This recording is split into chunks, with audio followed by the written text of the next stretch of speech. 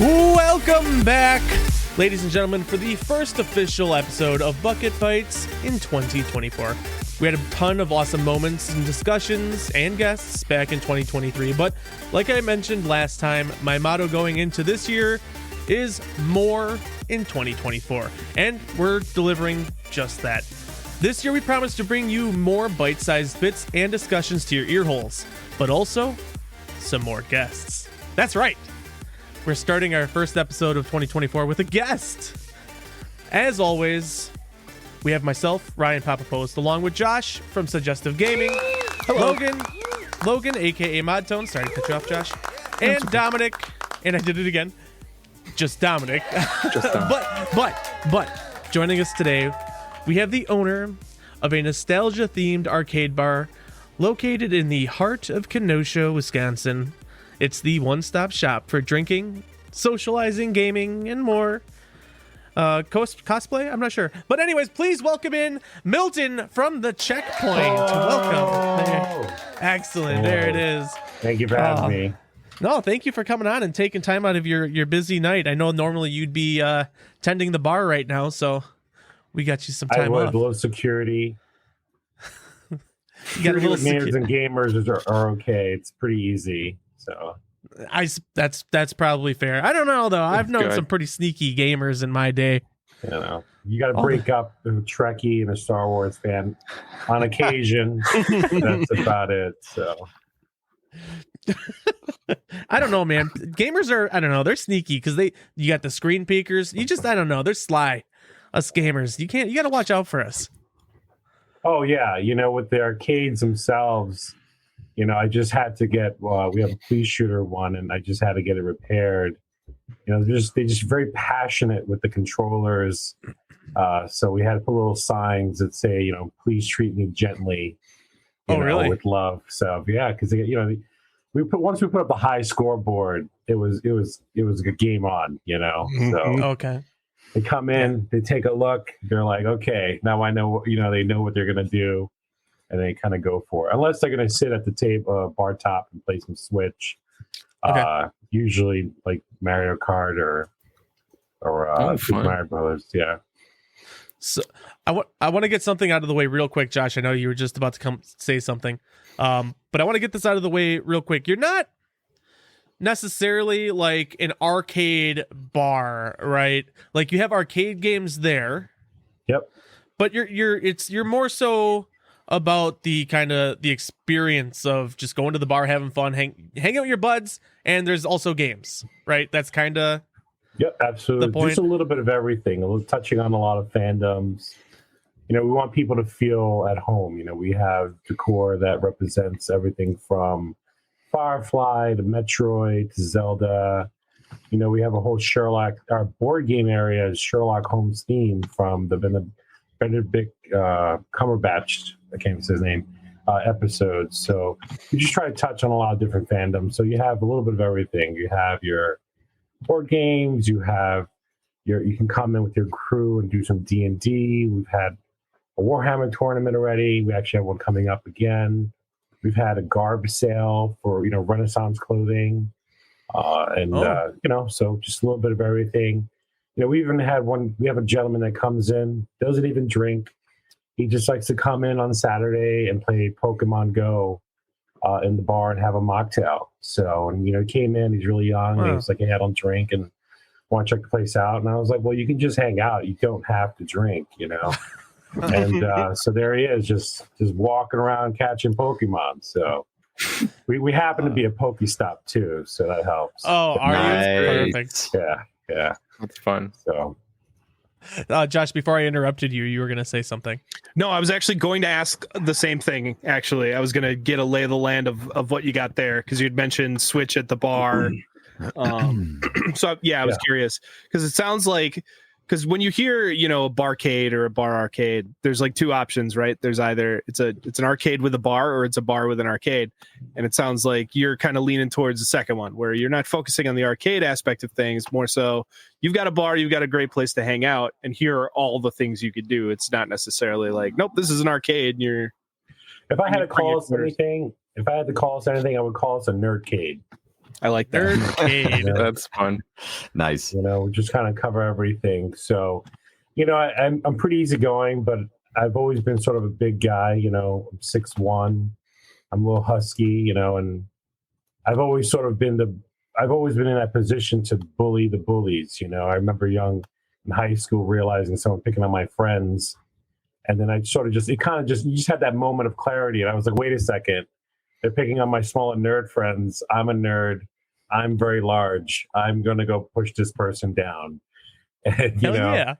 And so whenever it came to doing events, because we used to do a lot of cosplay parties and gaming parties in New York City where first started this, we kind of apply that mindset. You can't come in here and make fun of people for whatever they like.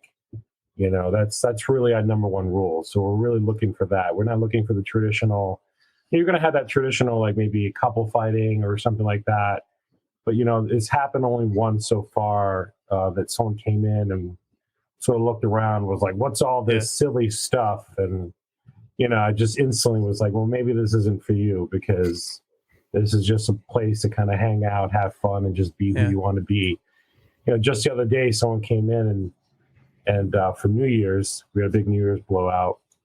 And we're going back and forth in the different fandoms and different decor. We've got some Planet Express signage. We've got some the Brondo signage from Sequency, what plants crave. And he pointed out that we didn't have anything from Stargate. So the next day I wind up wood burning a Stargate address into this column there. So, that's really that's what I'm looking to get pointed out at. And those are the type of arguments I'm looking to have there. You know? So I was doing some deep digging, I guess, through the socials, and you brought up wood burning. You have a passion for that a little bit, huh? Yeah, it's really, it kind of just started back in the day. And my wife's an artist; she's a painter, and she teaches at MyEd, and she's pretty popular in her circle. She's been featured in the Peruvian Art National Magazine, New York Times, and she cool. sort of, I was doing nerd parties in New York City. I have a bachelor's degree in event coordinating. And so I've always done some type of events on the side. But when I moved back to New York City, I got into doing geek parties and nerd parties and whatnot. And, I met her, and in my apartment, we sort of turned my apartment into almost like a speakeasy. We built a TARDIS to walk through to get to the mini bar. We had the Indiana Jones crate where you would sit on, and we had games in there. And so she sort of pushed me to go further with it. And so one of the ways we did that was with the wood burning. We built the Murphy's setup so we can close the bed up. On the front of that on Instagram, you'll see a picture. If you go dig down enough, we wood burned the image of the Doors of Moria on there. Yeah. So it's just something that just came about and was really good. And just recently for the bar, I was using like $20 rinky-dink Amazon wood burning things, and she really pushed me this season when I did it for the bar to really get a nice setup. So I think it's something that I really want to explore this winter, because now I have a really nice wood burning setup. Hell yeah, man. I had my first wood burning setup. I think I was probably like 12 years old, maybe 10, somewhere in that age range. I burned up the 2 pieces of wood that came with it, and I proceeded then to burn everything in my room. Yeah. So that's just give me something, anything. Yeah. I have fond memories of burning my skin with melted plastic. Because I'd be melting little army guys and whatever. So it's just funny. Wood burning is one of those things that's a really cool medium of art, and something I dabbled with mostly plastic when I was a child. So I just wanted to bring that up. And I'm sorry, I'm just because you keep segueing so well for me, Milton. You said New York. I was going to ask you that you said you had that little speakeasy, whatever, over there. This is all in Brooklyn, right? I'm assuming area. Mm-hmm. Did you did you have is that where the roots of Checkpoint came from? In Brooklyn? Yeah. Absolutely. Yeah. Mm-hmm. That's where it came from. I linked up with a group in 2008 called New York Sci-Fi and Fantasy. They were based on Meetup, and they had like 4,000 members on meetup.com, but I think they had around 500 or 1,000 really active members. And okay, they had events, everything you can think. They had like 40 organizers. They were doing New York Comic Con after parties. They were doing gaming nights and a variety of places throughout New York City, and a lot of times in people's homes. And the vice president, Dan, good friend of mine, I had said after a while, I said, we're watching these movies in people's homes in the back of the bar, sort of in silence. I want to make fun of when Luke or when Leia kisses Luke, without being hushed, and I want to talk to girls and I want to have a beer and sort of just like party a little bit, and so that was sort of where it was born as far as having like parties. And so New York Comic Con parties went from having like 50 people sort of standing in a bar to like 400 people taking over 2 levels in New York City. So, and then the problem with that is you're getting, 10 or 15% of that bar cut. They're making 6,000 or more or so. And we really said to ourselves, we really should open up our own place one day. There's a demand for this. It sort of exploded. And then we moved into my apartment. It was really nice, large 3-bedroom in Ditmas Park. And, we had plans for Checkpoint. We were drawing out. It would be cool to have like a Star Trek booth. It would be cool to have, the Indiana Jones crate, a TARDIS, and a friend of mine, she said, well, why don't you build that stuff here? So, you'll see a video on our Instagram, Checkpoint Kenosha, of us doing the entire hallway in the asteroids, our ColecoVision asteroids theme. So you walked in, it just blew people away. So we would have a party there for Halloween and stuff like that, or Christmas, or big annual events, just sort of the VIPs, people that came to all our other events and stuff. And that was great. And that was really where we did we sort of considered it our beta testing. We built a small bar, and I met Leanna. She actually painted the top of the bar, the Lord of the Rings map. Now, mind you, you walk into this hallway that's like 15, 20 feet. There's asteroids, everything's black. You've got LED lights. You go into the living room. You got a Han Solo booth in the corner to sit at. That would be nice. You've got the Indiana Jones crate. You got a stairs to the fire escape. They're lined with Mod Podge with Sin City comics, and you walk through the TARDIS to get into the bar area. Well, all anyone can talk about was the map on top of the bar. So we knew we were on to something sort of at that point. And, the business plan gave us really the nuts and bolts of what we were looking at to save and sort of the process of that, just sort of going through the financial process of it. So, but that was way back in, I want to say 2014, 2013. Dude, don't say way back in 2014. Like, come on, man. It feels like a long time. So at this point, just a lot of work, So no, it seems like this has been a long time coming, and it's time. A lot of people try to do things like what you're doing. Well, not necessarily what you're doing, but they just try to start something new and make something of their own, and so they just plunge right into it. And sometimes that's not necessarily the best way to do it. It seems like kind of what you've done is, get your feet wet a little bit and just continue to grow the idea, and it snowballs into what you have now. And like you said, it's, if you build it, they will come. Yours being the awesome Mordor, Lord of the Rings map on the bar. That thing, that is awesome looking. Thanks. Yeah, consistency is king. I will say that. We once we sort of looked at the numbers and said, hey, this is going to be insane to build or rent out in New York, rents anywhere from $5,000 to $15,000 a month. We were looking elsewhere. We actually, February, right before COVID hit, I looked at a place in Philly. I had a friend there who did real estate. He sort of had the inside track on a place. It was perfect, but it would have taken us forever to get the liquor license because it cost so much in the process in these major cities. But we didn't pull the trigger because of COVID, and we waited. And it just I sort of gave up for that COVID period. I was so focused on her art and building a wood shop, and we're building frames for her artwork and stuff like that. And then we needed a bigger place because of like all my stuff and her stuff. And that conversation sort of just, she was asking me what about throwing parties and events, and I was just sort of down in the dumps. I was like, it's over. Every bar I went to, every bar I did events was wiped off the face of the earth.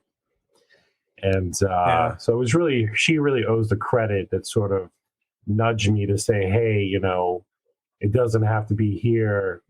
Let's follow the dream. Following the dream is what matters, no matter, as long as it was near an art college where she can teach. Okay. And, there were other points. Obviously, you want to make sure the numbers are right and the type of community you're going into. So after 10 months of looking, we found this place on a website. Yeah, it's probably the 10 most drunkest cities in the United States. Right. I was like, done. We're there. If you're looking to open a bar, you pick the right location. Yeah. And they got a Warhammer store in town. Oh, we're going. Is there? Wow.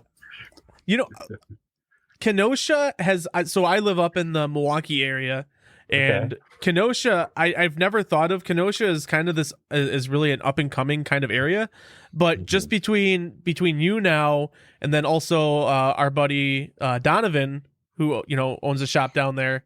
Yeah, Mr. Moonfall. Studio Moonfall. Now my brother goes down there all the time because his girlfriend lives down there. Like I'm kind of seeing, I'm looking at Kenosha with a whole different kind of in a whole different light. So it's really cool. We, another place just opened up a few months ago called Blast on Pass Pizza. We're good friends with them. It's all 80s theme. They have a bunch of pinball machines there as well. They're doing cool 80s trivia, and they're just starting to do karaoke. So they're a pizza shop, but they have a full bar and whatnot. So, and they're great. They come by. We go by over there a lot. So I sort of feel like we're taking over. When I first came here, I was getting the lay of the land. I was here by myself, and there was a lot to repair. But I stopped by all sort of whatever you would consider a geek place, a nerd place, sort of like you go to like a mafia. You go into the city, you gotta pay your respects. So I stopped by, my Animix. I stopped by the Warhammer place, and I stopped by Studio Moonfall. I met Donovan. He's like Victor Von Doom building an empire all to himself. And I met him, and he was just like, yes. He was like, another player has entered the game, and I was like, oh, we're gonna do this. Yes. I was like, oh yeah. I was like, you've been obviously waiting for someone like me. I was like, I'm glad that you're here. Because like he's the same age range. He's on top of it, and he's ahead of the game. He's been doing it for 5-6 years. So and right away we started talking about doing Comic-Con, or he's planning a Kenosha Con in October. Yeah. So coming up. That's awesome.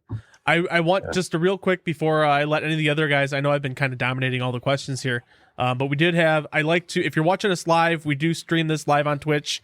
If you're listening to us after the fact on Spotify or YouTube. But from Casimir in chat, going back to the wood burning conversation, do you ever get into like Lichtenberg?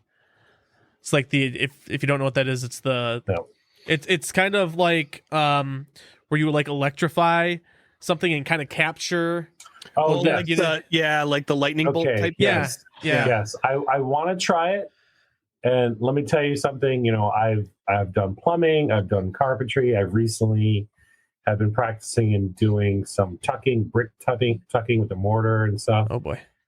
Electricity and me are not friends. Okay.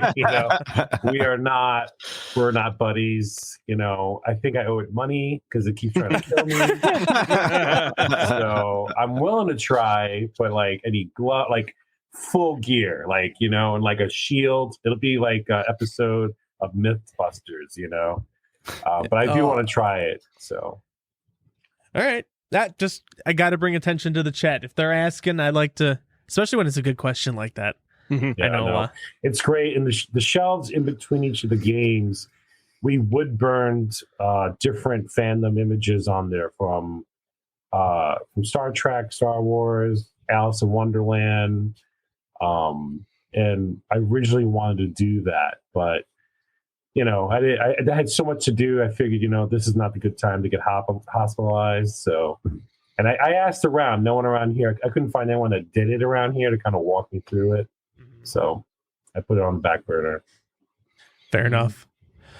All right, boys, I'll give you the floor for a minute. Otherwise, I won't shut up. So I had a question about like the outside of the building, because I was looking at little pictures and that looks sick outside, and I was wondering how long that took for that to happen. So this location was arcade before we took over. Oh, really? It was called 8-Bit. The original owners had an 08. They changed the theme and look of it a couple of times until around, I want to say 2011, 2012. They painted the outside. All the way back then?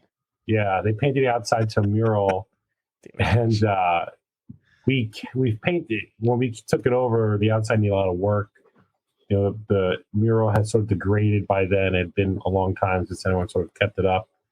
So as we've been doing the brickwork, we've been painting it black. So we've kept the Donkey Kong, and there's a spaceship in the one right-hand corner. I think it's Star Fox. But I can tell you that my wife touched up Mario, his little Mario brother, sort of facing Donkey Kong, and just touching up the Mario and the legs took her like 4 hours. Between scraping it, touching up, matching the colors and stuff like that. She really got in there. It needed a lot of work, but I think that was more because it was more the prep and stuff like that and taking breaks. But I know with the spray painting of it, it does take quite a few days, and you have to rent the lift if you really want to get up there. So to my understanding, the last artist who did it, it took him a week. Ooh. Yeah, I saw one of the videos on your Instagram page. I forgot what was being retouched, that she was retouching, but I remember it started off in the morning, and at the end, it's all like almost pitch black. Shit. Oh, yeah. Yeah. And I also, if you don't mind me asking, how much did it cost to repair the outside for the outside? Well, right now, as we speak, we're actually getting the last of all the brickwork done professionally by KC Masonry. All in all, that's going to cost us about $3,000. So to get all of it done, like on every surface of it, we were going to wait until the spring to do it, but I'm under attack by squirrels right now. So these all right, guys, hold on. We're gonna need the story behind the squirrel attack.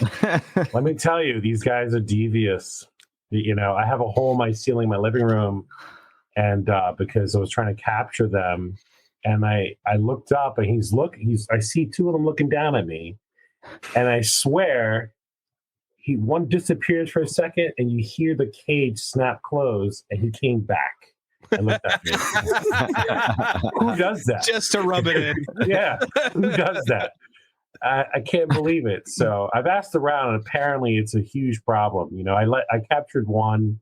There's three of them, and there's one really large, like sort of discolored one.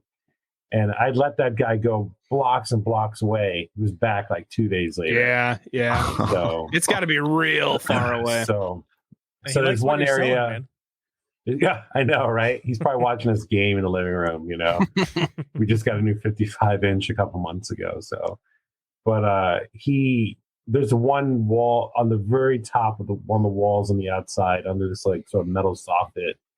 It has a hole in it that had birds in there. There's actually a whole brick that's missing. So that's where they're coming in from. So they're going to be closing that up probably tomorrow. They're on day 3. It's probably going to take them like 2 more days or 3 more days to wrap it up. But all the other stuff, I did everything else sort of like the first 10 feet around the building, I took care of myself. So, and that was probably like, I don't know, like $200 in materials, That was just because I'm not renting a lift or anything. So I was gonna say it's all coming together now. You're getting into masonry. Well, it's because you got the quote from the masonry guys, and you're like, hell no. Yeah. That first quote, I was like, oh no. I'm gonna do the half. I'll take care of this bottom half. We'll leave the worst of it later. Yeah. Renting a lift is something else. So, but the KC Masonry, they're great guys, and it's always good to, it's one thing to sort of learn, teach yourself on YouTube, but it's another to have these That's true. professionals right there in front of you, and you're sort of asking questions and stuff. So yeah, they've been great. It's an unexpected cost, but we've got to get rid of the squirrels. They're in the ceiling. Squirrels, they chew everything. And we want to I built the squirrel house for them outside, so they're not going to be homeless. They've got a place to go. Well, there. Milton, it's not. You got to do more than just a squirrel house. You got to make a whole obstacle course like Mark Rober. If you guys have seen that video, I'm just saying. There. I was going to say, you got to build them a little squirrel arcade. I think I have one of those little mini ones, those little mini arcade ones. Yes. Put it in there. I would not be surprised. I know Dom wanted to ask about the bar, just to shift again. If you wanted to know, like, how long did it take to put that together? Was it, well, let me ask this. Was it painted or was it burned? And then what? The outside? I'm sorry, the bar top. The bar top. The bar top. Sorry. Oh, the bar top. Oof, that was something else. I think it took a full year to do. Well, you got a big bar though. But I mean, that was another thing. So there was a lot of difference. It wasn't a year consistently working on it. There were months where we didn't touch it. It was wrapped and stuff. But it definitely, if I had to knock down, sort of put all the time together, it definitely was like her or I working on it full time, 8 hours a day. It would be a couple of months at least. Wow. And that's including planning it. We knew we wanted to do sort of the map, right? So the first section of it, but trying to figure out how to lay out the map and how it was going to look, so we sort of just said, hey, let's just start here, work our way to the right. So we started with Mordor. I knew where Mordor wanted to go. As long as that was dead center, we worked to the right. And as we're getting to the left, we were trying to figure it out. But the original bar top was slate tile. So it's all uneven, and it was painted with black latex house paint, and it was really bad condition. So it did take her at least a week every day working on it for anywhere from 5 to 8 hours straight when we first came in, to just grind it down and clean it up to prepare it for the first coat. And then she laid out and then each time she did a coat of oil-based paint, that takes 24 hours minimum to dry before you can touch it, right? So there's 3 layers of that on top of there, just that. And it's, we're testing the colors. I want it to look like a map, stuff like that. And just figuring out where the images are. There's a corner of it where I knew where the compass was going to go, but there's a picture of the King of the Eagles on the left, and then there's a picture of the Balrog on the right that we found from these Lord of the Ring calendars that were made in the 60s, 70s, and 80s. I guess each calendar represents an artist or a variety of artists. And once we found those images, it was good to go. We started working out a placement of everything. So that was probably the whole building needed work. I mean, it was a death trap when we came in here. There was a day where we walked the basement before we had lights installed, where she actually put her hand behind my head and pushed me forward because I was about to walk into an electrical line that was just hanging there. No. And I had a tester on me, and it was live. Yeah. That would have been it. That would have been it for me. So yeah. So we backed away again. Electricity always coming at me, man. Mm-hmm. Not the volts, it's the amps that'll get you. I tell you, yeah. So that took the longest. It was a good labor of love, and then sealing it, that took. But that we prepared for it. That took 24 hours. We got this very high quality, high gloss, clear, epoxy. But it was so high end that you can only mix a quart or so of it at a time. So I'm following the instructions by hand mixing, and she's pouring, and just trying to get it all on there and get a good layer and stuff. So, and then we had, machines pulling the dust out of the room, and we had the bar professionally cleaned, and Just want to make sure there's no dust. And so right as it was curing, there was one fly though. It was just right into the mix. But I had tweezers ready to go. And I was like, we're not open yet. Okay, come on. Low key hoping you kept it and sealed it in epoxy like the Jurassic Park mosquito. Oh, I didn't think of that. I should have. Until everyone, you'd get people bitching every day about there's a fly over here. Oh no, that's a feature. Yeah, that's a feature, right? Yeah, name that. So yeah, it took a while, but it was worth. I think it was worth it, and we ran out of sort of map, for where it made sense. On the very back end of it, we used the map of Thornton. I'm saying it right, from the Hobbit's Tale, where they go to Smaug's kingdom. Okay. And we didn't know what to put, and I said, as long as it says King of the Mountain, King under the mountain right here, that's all that matters, because you get to say it or you're thinking it, and it just makes it worth it at that point. Sure. Oh man. So how do you deal with multi-dimensional beings coming into your bar and seeing things that don't actually exist? Shots.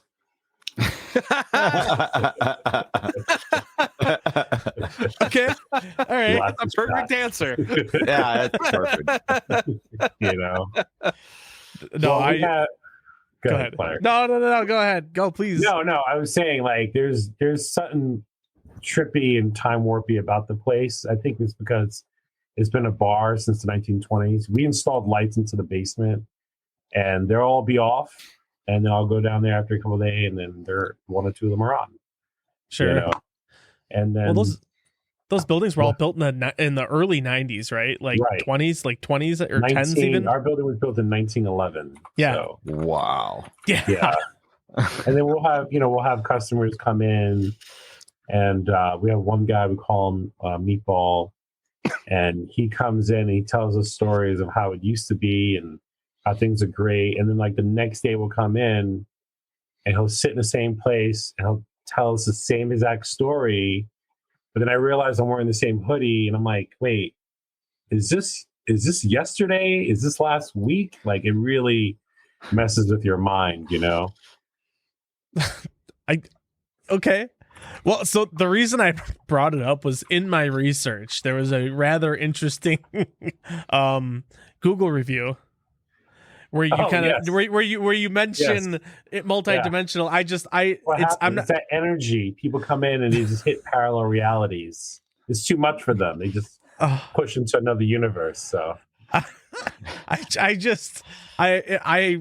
was eating my lunch and reading. I'm not going to read the whole thing now because it's super long, but I was just sitting here laughing. So I was like reading the review. Okay, this person, whatever. And then your response just like caught me so off guard. I'm just like, this is amazing. And it is almost a book on its own. So, basically they were saying things that weren't actually there and referring to things. Yeah, it's a whole thing. It's funny. Yeah, so. We don't come at me, man. I'm from Brooklyn, all right? Oh man. It comes out. No, yeah, everyone's got an opinion. We've noticed that when it comes to, I think anything, whether it be your show or there's always that. And do you guys do shows there? Like live music? We actually just got a cabaret license. We just had a karaoke show for New Year's. Nice. And we're playing some more karaoke. We're not pushing for live music just yet. We're just going to do some karaoke. We have like a drink and draw event coming up, an origami event coming up. Drink and draw? Is that like your take on like one of those wine painting classes? Yeah, but it's just come in, and if you like to draw, doodle, whatever, just come and hang out, meet other artists that are sick, sort of practicing and developing their skills and stuff. It's just about putting people together, Gotcha. Artists, a lot of times artists, creative people, nerds, geeks, whatever you want to call them, there's a reason why I think we all get locked up when there's like a dystopian or like a tyrant, because we're all creative thinkers, we think outside the box, but we're sort of shy, I think, a lot of times. Like, like deers. We had to quietly be re-released into the wild, and I think with 8-bit being closed for so long, everyone sort of scattered.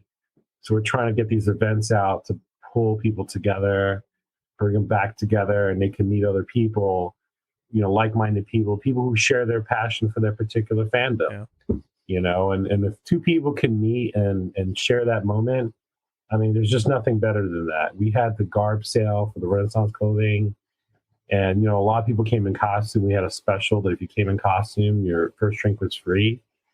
And at one point, I was standing behind the bar, and we had some people in costume playing Switch, and we had some other people in front of the bar on the left, arguing about some movie, some nerd movie, or what about time travel. Nick, what's it called?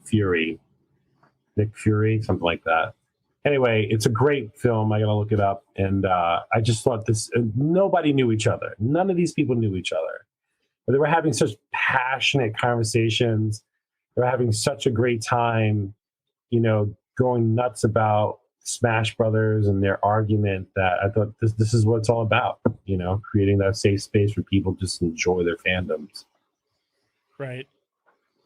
But if you come in and you start telling me my place looks a certain way, but it doesn't, I'm just going to assume you were in a parallel reality. I'm going to have to correct your review. So. Oh, man. Yeah, that was a little bit.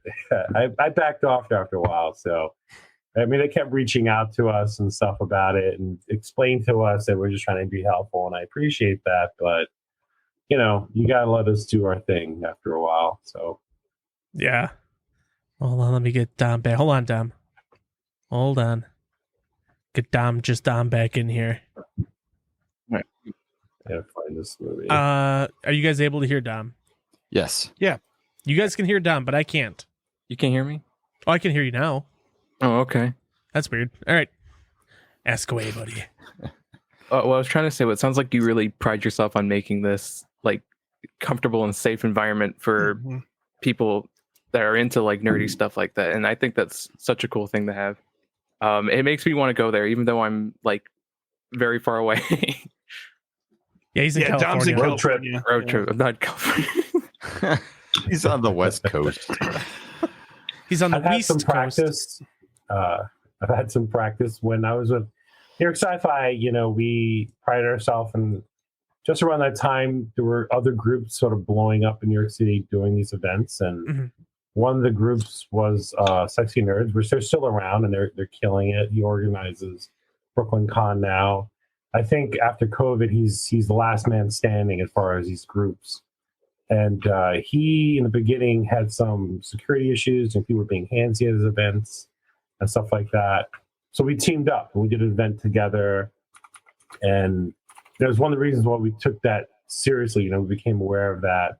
It was around that time that we talked to Reed Pop, who were organizing New York Comic Con. We were sponsored by them, so we sort of had access to them.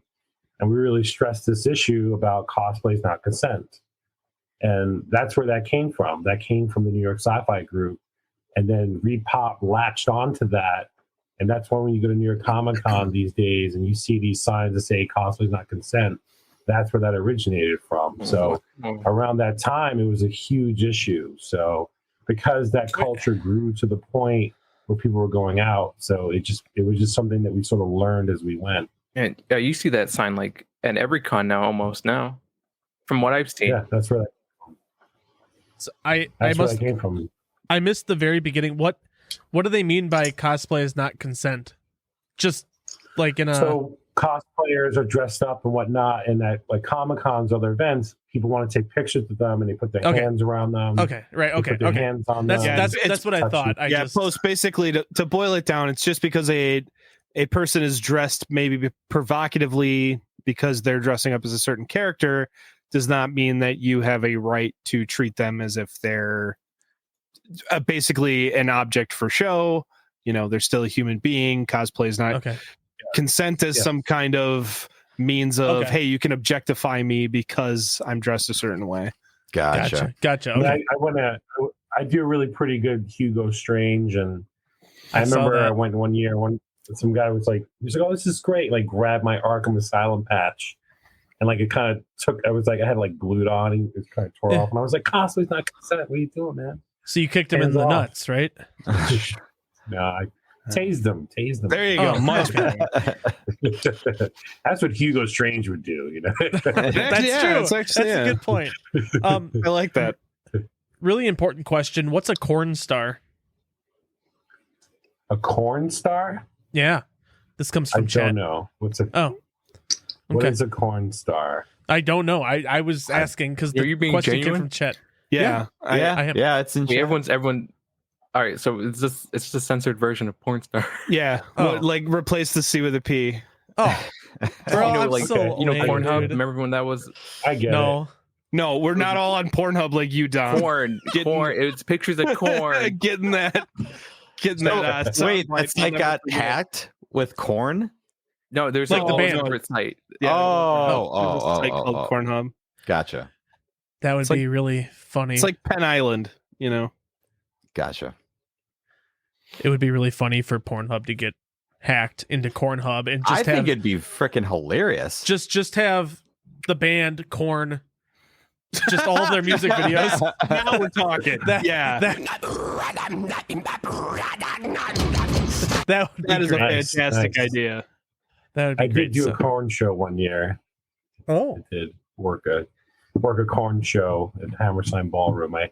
I looked around and I touched the microphone, you know. Oh, microphone. He's got that famous mic. Oh, it was great. Yeah. Did you work at the Hammerstein? Yeah, well, I worked for a production company at the time called Metropolitan Entertainment. Gotcha. I think I was doing my internship that year, and I was working for them. Gotcha. I was going to say, because Hammerstein has played some of my favorite things ever. There's a great Coheed show there, actually, that was filmed for a DVD. And, of course, that's the ECW arena, if you're a wrestling fan. Oh, really? Oh, yeah. Logan knows I'm gonna pick on him. What? Did you have anything? I don't want you to feel left out over there. Nah, I've just been listening to this man's greatness. It's been awesome. I'll be honest. I'm probably the least prepared. I'm on the north side of Milwaukee, so I haven't heard too much, but I definitely want to do a trip out that way. It sounds fantastic. Just time out real quick, just because I have to. Why do you have to? What do you have to do? Because Logan texted me, and he said, was it a Snapchat or was it a text? I don't remember. It was text. Yeah, it was a text, and he's like, "Oh, I got some." He was gonna make his old fashions for game night tonight, and I said, "Game night, podcast tonight." He's like, "Oh, I forgot Randy you." old fashioned. Yeah, he's like, "I forgot you had a podcast or you had the Checkpoint episode." And I'm like, we? like, what do you mean you? Logan, are you not what are you doing? Well, so no, he thought that we were going to be an on location episode down there. Oh, so yeah. Oh, that would have been, yeah. I'm not prepared for that yet. Josh and Post were out always welcome. Out on location for another podcast. So like my brain was just like, oh, they're doing another podcast somewhere. So that's okay. Just for you guys, you want to come by? Okay, we'll deal. Open just for anybody, you know. People come by, and you know, it doesn't matter when what our actual hours are. People have a group of people that want to come in. We'll open the door for them, especially if it's like D&D and Warhammer and all that other stuff. Dude, a podcast would be awesome out there. From what it sounds like, having like a nice backdrop of just the space and whatnot would be really cool. Yeah, I agree. I just wish it wasn't 45 minutes away from my house. That's not too bad. Not too bad. It beats the 3 hours to Green Bay.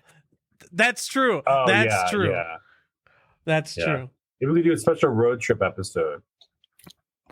Ooh, just bucket butt, just the bucket bites road trip. Blast for the Past pizza, and then hell yeah, come here. Yeah, I would love that. A day of it, honestly. I would love to go to both because you talked up that pizza place. They should charge you for sponsorship there. Yeah, we keep going back and forth. Actually, he did a podcast. you drop their name and nice. Stuff like that. I love that. I mean, they're part of the family. Like their 80s team. Well, and that's what I love about, because you obviously know Studio Moonfall, and that's what I love about Wisconsin folks is. No offense, Dom, you're out in California, but like out here, like there's so much like community between like the business owners, and I love that. I love that. Yeah. There's definitely a camaraderie. I think it's sort of like a football fan meeting another football fan, where instantly there's sort of like this jive talk and people are at it. I think it's the same thing when people have different fandoms and they kind of come into it. The only difference is that we're not necessarily always wearing that sort of fandom right in front of us. People don't sort of know. I don't walk around with a TARDIS shirt or all the time and stuff like that. So, but once people see that, I think eyes light up and they make that connection. So yeah, it's really cool. Speaking of being fans of things, this is completely off topic. But streaming from Ryan Post, no. Yeah, I know. Yeah, not me.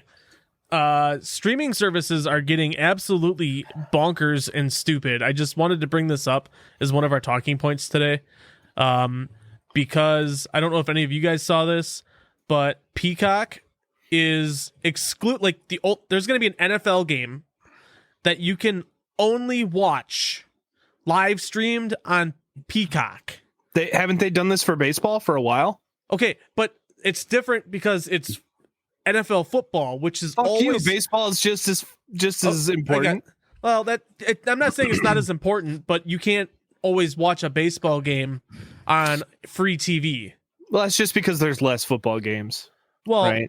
Sure, maybe. I think that it's opening a door to something that terrifies me as a football fan. Yeah. That I guess my response to that is just like, this door's already been open. You're just finally feeling the effects of it. Because as a hockey fan, my favorite team is the Devils. I can watch like 10% of Devil games legally. You know what I mean? So like this is like, sports suck. Like watching sports sucks. And I'm kind of glad that you football people are going to have to deal with it now. No, that sucks. I legitimately, so the only reason I think I have Peacock, I don't know why I have Peacock. Well, obviously for WWE, right? No, I have it for something though. I don't remember what. But not that my one little voice matters, but I considered writing a letter and unsubscribing from their service, just in protest of their stupid, shitty ruining my football. Dear Peacock, I hate you. Yeah. Well, it's one of those things though. Like people do, they boycott shit all the time for stupid reasons. Start a petition. I'm sure there's already one. I bet there's got to be. Yeah, I'm sure there is. There's several. Probably, yeah. Hold on, let me check. That's tough because especially we try to have various we have to pay various licenses and stuff like that. So when you start cutting it up and you have to get so many different services to kind of cover the spread. It's just this exclusivity thing is ridiculous. It's absolutely fucking bonkers. The dumbest fucking thing. I'm checking change.org for any NFL petitions. Yeah. And do you want me to read them? I at this point I would, yes. All right. Get Josh McDaniels fired. Okay. This is not change.org, by the way. This is amazing. That has 22,000 supporters. We have forced David Tepper to sell the Carolina Panthers. That has 5,000 supporters just this week. We have changed the NFL overtime rules. Apparently, that's been going on since 2019. People are mad about that. Demand accountability from Carolina Panthers owner David Tepper. People are really upset about this David Tepper fella. Like David. Their record's trash. Well, he just threw a drink at a fan. Oh shit! Oh, yeah, nice. I heard about that. It was either a drink or a hot dog. I'm not sure. I think it was a drink though. We have don't hire Jeff Saturday as head coach. What? Why wouldn't you hire Jeff Saturday as head coach? That was apparently 4,335 supporters for that one. That was last year. No Peacock? No, I see nothing about Peacock. So I looked at the Peacock ones too, just in case you were wondering. Government censorship. We have review the Orville season 4 that has 32,000, and then cancel the release of Casey Anthony's documentary, and that has 110 supporters. So yeah, you are apparently the only one who feels this strongly about. I will go to Reddit right now and find all 10 of us that are absolutely pissed off. What game is it? Is the real question. Yeah, no, it's not. It's we don't know. It's going to be the last wild card game. It's just one of the wild card games. Oh, they're not set yet. So what if you just get NFL streams? Subscription. But but you got to pay extra, right? I'm saying, you find it streaming online, right? Stop being a weirdo. No, so it's fucking stupid. You sound like that obsessed fan in that one Eminem song. Dear Peacock, I wrote you, but you still ain't calling. Stan, you young like monster. It's Stan. I just want to say that I wrote an angry letter to Lux Golf in Oak Creek because they took pickle pizza off their menu. No. And I said, they did. I'm sorry, Milton. I have to get this out of my system. Damn. I mean, they took that shit was so good. Shouldn't they take that off? Pickle pizza? No, hell no. It was it's like an Alfredo sauce with cheese and like bacon and pickles and wasn't like it fried pickles? No, it wasn't fried pickles. It wasn't fried pickles. No. But it was just pickles on a pizza. I don't know about that one. Dude, listen, people will knock it until they've had it, and if you don't like pickles, you won't like it. Let's be real. Yeah. But we would purposely go there for lunch to a fucking golf place because it's the only place you could get a good pickle pizza in the area. And they took it away, and I sent an angry letter, and they just ghosted me. So I'm sad. They should have. You're complaining about a pickle pizza. I was the person that would go there and spend hundreds of dollars a month to golf and eat food, and now they haven't seen me since August, July. I'm sure they've been the end of summer. So sad about it. Yeah. If you go back to change.org, you might find a new petition. Should I search for pickle pizza? Wait, pickle pizza? Oh no. So we got to get everybody on this because I will screenshot it. You should combine those petitions. Pickle pizza and Peacock? Yeah. Yeah, we're looking for a package deal. It's going to be like every law ever written into existence. Everything's just packaged together. It's going to be great. Sorry, no politics here on Bucket Fights. Off topic, I actually do have something for Milton because I've been kind of moaning over. I'm not sure how I want to say it exactly because it's been on my mind. Just given the bar scene you've seen the bar scene, you've seen events prior to COVID, and you've seen it after, and just like I said, I'm not sure how I need to compose it, but like, how has COVID really kind of changed that culture, that scene? Has it really gone through a shift pre-post, COVID? Like, are people less likely to touch, objects? I'm sure people were probably pretty weird. Touch. I'm sorry. Well, I know on the staff side, we try to be more careful. We have like antibiotic stuff and like that. And especially the winter, winter's a big thing. Like, we encourage our staff to wear masks, and like we see more customers coming in with masks and stuff like that. But it really hasn't, like, other than that, it really hasn't affected it too much. I know in New York, before we came here, sort of doing around the things, everything being closed, it's sort of, the biggest thing was it sort of wiped out a year of people going to the bars and stuff. So it actually gave people an opportunity to like explore hobbies and do other things, Right. So people didn't necessarily go back to hanging out because they were so used to having people over now and being creative. We ran into a gentleman here that, post-COVID and, towards COVID, when things started to open up, he had organized all these board game nights at his place. And he said, it grew to this massive following, and has tons and tons of board games and stuff like that. And that, once things started opening up, it sort of died out a little, it kind of died out, but he still has a large group. He just wanted to cut his collection in half. So that was really the biggest change, that for a long time, it just sort of just wiped out people from going to the bars. Understood. I mean, naturally you stop going because you get older. You go less, I would say, because things come up, life happens, but that kind of got sped up, I think, for a lot of people. Gotcha. Okay. Yeah. The one thing I will say that's sort of different, especially from Wisconsin to here, is just, the volume of people, right? So, and how people get to bars. So here, a lot of people drive, but where I'm from, everyone's taking the subway or you're taking a cab. So we try it freaks me out a little bit, and just sort of getting used to that different culture. And so to kind of just deal with my own sort of OCD-ness of it, we have bottles of water and we give them out for free when people want to leave and they want to grab a water to go.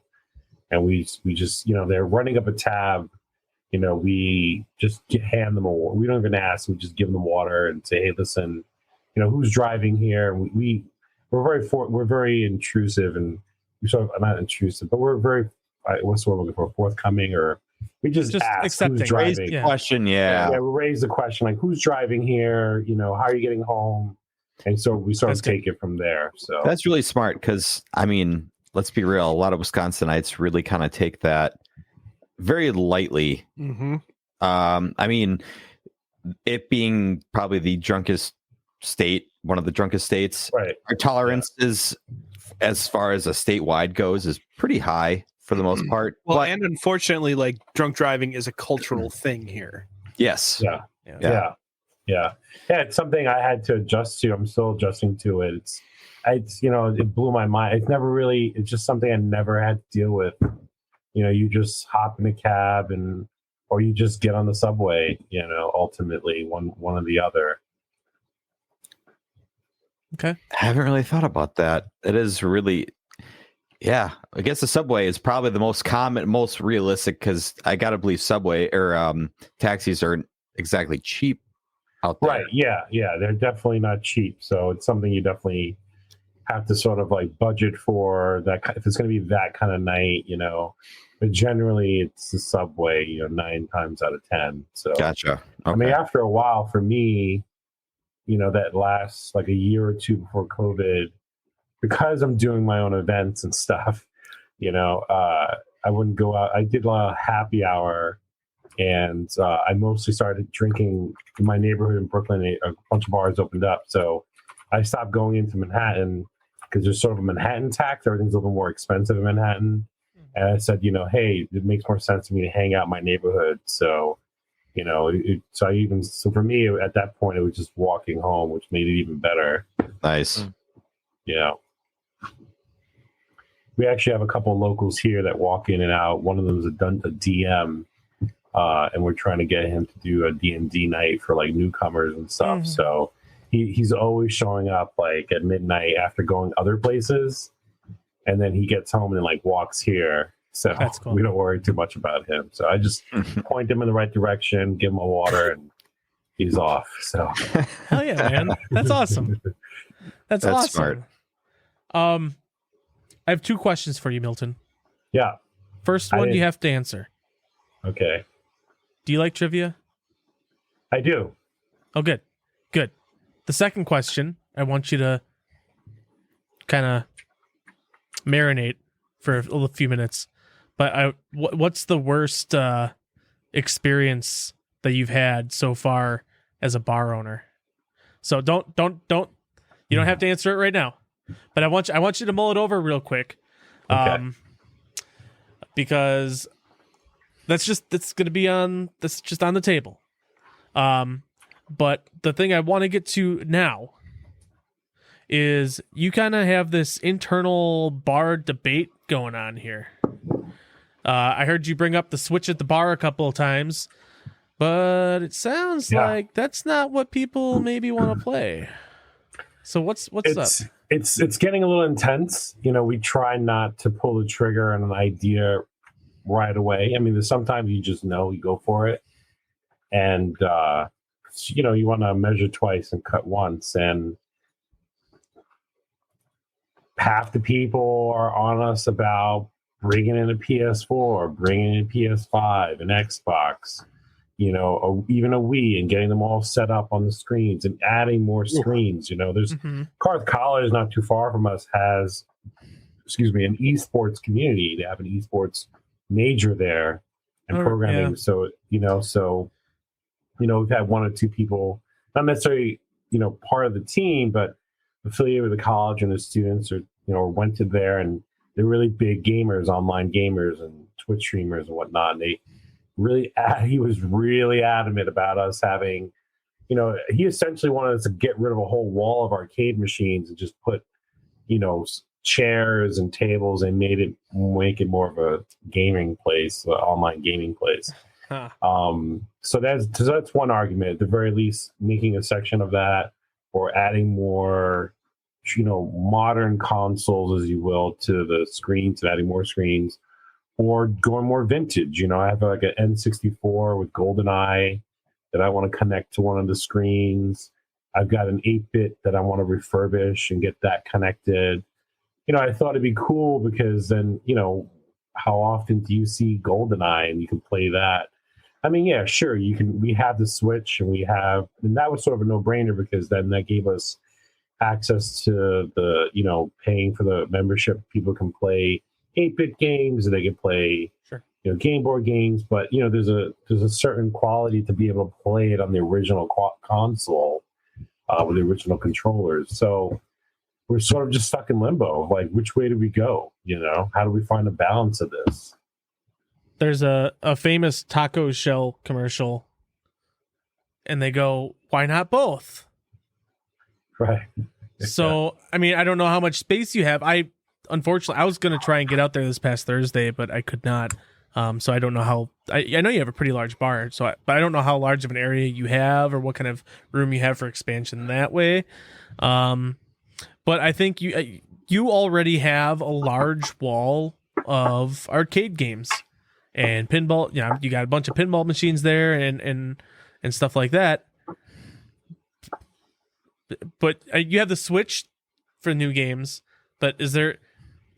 I guess that's the kind of question you're kind of battling yourself with: is, do I want to open the door for newer games here? Right? Is that kind of the question at hand here? Yeah, just which we have the Switch on one television, we have an emulator on the other. The emulator was just sort of a stopgap measure before we decide what to do with it. Sure. So the question is, like, what console do we attach to that second television, and do we get a third one and attach another console to that one as well? That's really the question, and because where those TVs are located, it's on. They're in front of the bar so people can play and stuff like that. The larger debate is, do we create a small area for screens, for gaming, for tournaments, and stuff like that? So that's a bigger, because we are limited in space. We're a large bar, but we're still sort of limited, Well, I think, what do your patrons have to say? What do they want? It depends who you talk to. I mean, it's, people like the idea. They're like, some people either like both ideas, or they're really adamant about, like, get a PS4, get a PS5, pay for the membership so they can play sort of those modern games, have access to them and whatnot. So, my hesitation is learning, right? You have to sort of be smart enough to know that you don't know everything, right? And speaking to the previous manager from the previous bar that was here, they had a couple PS3s attached. They had 3 or 4 Wii's attached, and one of his issues were that people would get on there and they would play for hours, and then no one was passing that remote. And so I feel like we don't have that issue with the Switch so much, because people are trying different games because they're retro, right? They're like, oh, Kid Icarus, and I feel like that's what I'm leaning towards, because it's more about the experience than the actual gameplay. Sure. You're not going to be sitting on there for 2 hours playing, Kid Icarus or GoldenEye. Yeah. But I've had some heated debates about it. Interesting. I would love to hear, and I can give you the feedback from the people, but anybody watching now or listening later, shoot us a comment on what you think Milton should throw in. Whether that's keep it retro, do an N64 or some NES or, more emulators maybe even. Or does he introduce some new school stuff? Throw in a PS4, PS5, PS6, 7, 8, whatever is out these days. I'd like to hear you guys' thoughts. Dom, Dom, you're not of drinking age yet. Yeah, I'm not. And you're walking into this place. Let's say you were. We're 15 years in the future and you're finally 21. And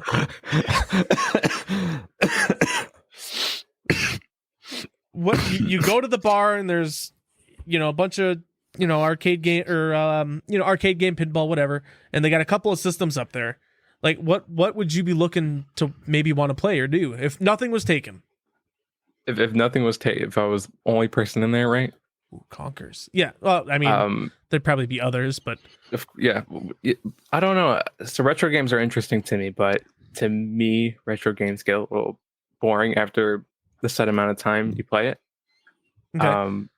Which I think that's like he was saying before. It's like an experience. You don't sit there for like hours. You jump around each different one. I don't think I would want to go to a bar and play like on like a Xbox Series X. Because what would I play on an Xbox Series X? Like, are you going to start Uncharted 4? Yeah. Like, while you're at the bar? Right. Yeah, that's a good point. It's a very good point. I mean, I don't see the point of having like these brand new games in like a retro, unless it's multiplayer. But like, you could do that on anything else, I think. And like, what multiplayer games would you have on like an Xbox besides like COD or so you could have like Mortal Kombat, the new Mortal Kombat or something, or Street Fighter. Yeah, that's a good point. Yeah. Right. I think you would have to limit what games you play on the newer systems if you were to go that route, like fighting games or, I mean, I wouldn't see the point of having a shooter unless you want to do like a LAN tournament, but that would be weird. Well, I mean, you got the TVs, right, Milton? You got TVs there. Yes. So if you really wanted to have some kind of tournament, it'd be just easy as hot swapping out some systems, right? Basically. That's true, yeah. So I mean, you can think of it that way. That would be good for like Street Fighter or Mortal Kombat. But I don't know any other like games that would go well in like that party type of setting for like a bar or anything like that. Logan, do you have I was gonna say something, but I want to hear everybody else's thoughts first. Well, I was thinking Mario Party. Yeah, that screams almost immediately as such a fun game as a group because you have each person has their turn of going through the map trying to get the star. You know what's really funny? Off topic, there's a trend on a series that my wife and I like to watch where they play classic Mario Party games, but they try to play the worst that they possibly can, and whoever wins gets the least amount, no stars, and whoever loses gets stars. I and legitimately it's so love that. Fun to watch. It's so fun because there's obviously newer ones are really easy to get stars, but still it makes it fun on the older classic Mario Party 2 on N64 and 3. But playing in reverse. The N64 was a video game console, Dominic. Yes. Like poor Dominic. Someone in chat actually mentioned. Sorry to cut you off, Logan. No, you're good. You're good. But someone in chat mentioned Ninja Turtles, which I know on Game Pass there's like this arcadey Ninja Turtles game that would be like hella fun to play with a group of people. Yeah. So you mentioned that you had an emulator, Milton. Like, is that just like a multi-console thing? It is. It's a really bad emulator. Okay. I was gonna say like that would kind of work. Just having it was something we just grabbed really quick. In the beginning, I really need to sit down and get a really good emulator. It's got thousands of games on it. And stuff yeah, like that. So you could. It's gotten some play. Yeah, because nowadays it's pretty easy to set up. Say, like you take a little Raspberry Pi or something like that, right. and just set it up with tons of games. And like I've found that people will love that if you just set that up at a party and make it easy enough to switch games. Like folks are like, oh, okay, like I get it. And it's popular. It's funny because the funniest or the most fun part about the emulator is that, you know, it's got the games, but it's got like a weird version of the game, you know. Oh it's yeah, like Japan version of like Altered Beast or Final Fight or something. So people enjoy sort of playing it and being like, what is it? What's going on? And everything's in a different language, and just the graphics are a little wonky and stuff. So yes, cultivating your ROMs is an art. That is for sure. Yeah. But yeah, I would think like something like that would probably be your best bet, just because you don't have to worry about, you know, one, making sure you have the right console because you have multiple consoles, right? Right. And then two, because we went to a barcade recently with our Bucket Bites meetup, and they had consoles there. They had an N64, and the one thing that was interesting is they had cartridges. But I was like, what's to stop me from walking away with this cartridge? Right. And of course, I wouldn't do it. But like, that's the thing you worry about as a the fact that it costs 25 cents and nobody cares because they wouldn't put the good ones out. Well, no, there was a GoldenEye N64 cartridge, and I was like, somebody could walk away with this and sell it for $30. You know, you usually only see those kind of setups in like traditional arcades. That's right. You know, they have some of them have like a retro station where you like rent it out like a VIP area or something, and they've got all the consoles there, even like maybe ColecoVision or Atari. Sure. Right. So, do you know what ColecoVision is, Dom? Do I? I have actually heard of ColecoVision. Thank you very much. I need your picture. Why don't you send him one so he can get hands-on experience? That'd be good. I wanted to suggest gaming. Well, suggest no. But that's yes. With the lines of emulation. However, if you just had a PC or two, then you open up Jackbox, which is a crazy fun social game for people to play. And there's a place really close to me that I've recommended this to. And I'll recommend it to you too. I think a lot of people would have a crap ton of fun playing. If you've never heard of it, I'm sure you have though, Milton. Have you heard of Jackbox? Jackbox? No. Okay, so. If you haven't, there's a collection of 10 games right now. I think. Yeah, the 10th one just came out.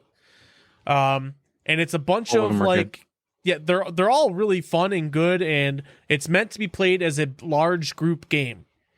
Oh, okay, yeah, I see it.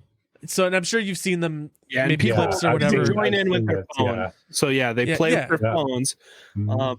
Post, that's a good idea. And then you could use something like a good idea. Jackbox Night.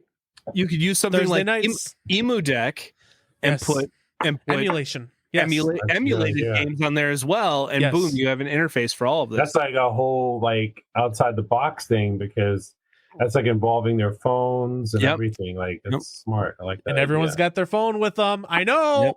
I'll take 25% of the bar sales that night. I'm just kidding. No, I'm kidding. Talk to Dark Fusion Systems about getting a PC. Josh, you ruined it. Was that where you were going? No, I was gonna say this is gonna totally sound like a sales pitch. But no, that my suggestion is like legit. Like I think that's a great idea. I agree. That's good. But just because I have to, because we didn't do it last time. Don't yell at me. We didn't. Henry, don't yell at me. But no, we have really good friends of ours. Are you familiar with the Midwest Gaming Classic, Milton? Yes. Okay, so a couple years ago, I went for the first time, and I met this guy named Henry. He owns a boutique kind of PC building company called Dark Fusion Systems. And they make really small portable PCs, but like however you want them. Like it's essentially, they could be like Josh just got one with a fucking 4090 in it, and it like is insane. But I bring it up because if you mention Bucket Bites, you get $150 off of your PC build with them. So that's kind of like our sponsored thing. Nice. But it's they're small and they care, and a lot of care goes into your systems. I know a handful of people now who have gotten one. And they've all been performing great. So I bought 3. You sent me that info. You sent me that info because we went to Midwest the last 2 years just to, get the lay of the land. see how things were and stuff like that. We work with a vendor who provides our arcade machines. Okay. But we eventually want to start getting our own because he's limited. He's very limited. If not getting the cabinet, but the cartridges that can go into it. Some of them can take different cartridges and whatnot. Okay. So we're going this year, guns blazing, to pick up something, something for ourselves, and something, something cool, a good game. Hell yeah. All right. Yeah, of course. I'll forward this to you as well, but it's darkfusionsystems.com is their website. And you got to remember, these are like, they got two of their own cases and they kind of just build inside this really small form factor. So it's not like going to take up a shit ton of space or whatever. Really cool stuff. We gave one away last year for the podcast, actually, like a whole fucking like PC, which was kind of cool. But then the person ghosted us and never returned any of our emails after they got it. They're just like, hey, thanks, I got it. It works great. And then that was it. Radio fucking silence. Yeah. And I'm still salty as hell about it. It comes with the territory, unfortunately. Yeah. Well, at least it didn't give you a parallel reality Google review. So yeah, that's true. That's a good point. But Milton, if you're at Midwest Gaming Classic, I know that Saturday, both Josh and I will actually be hanging around the booth for the Dark Fusion guys. They'll be there. We're going to be there. It's in April, right? So we'll be there. April 1st. It's on April Fool's Day, and the day after and the day before, I think. But that Saturday, I know Josh and I'll be there for a couple hours. We'll be there giving out. We'll probably give out. I should be contacting them now about like putting our name on something, but we'll definitely be there.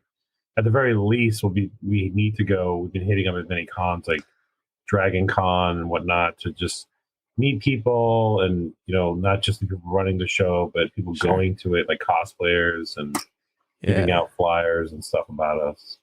Well, I hope get the word out. I hope we run into you there. That'd be really fun. Oh yeah, just let me know when you're gonna be there. We'll make sure we'll make it happen. I'll be keeping in contact. Don't worry. I'm annoying that way. But so Milton, you have some time to think about that question I asked you earlier. Do you remember what it was? What's the worst experience I've had in the bar since opening the bar? Yeah, so keep thinking about that. So we're going to do one like this bar or just like working in bars? Working in bars in general, I think, is totally fair. But we do have a game tonight. I didn't make it. Josh didn't make it.